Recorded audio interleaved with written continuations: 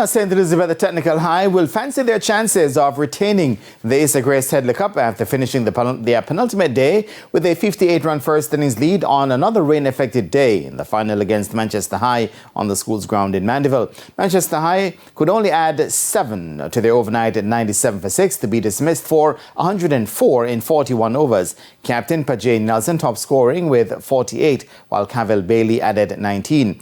Adrian Silveira ripped through the Manchester High lineup, taking 6 for 26, and Ikoni Robinson 2 for 10.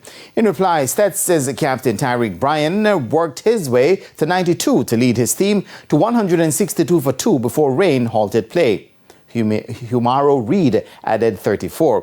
Odain Binns on 11, and Bryan will resume the Manchester innings on Thursday's day 3. It's a Headley Cup final, so good cricket, good quality of cricket is expected to be played. So we come here at Manchester, just get a win and secure the title again. The expectation for cricket, schoolboy cricket, is on a low.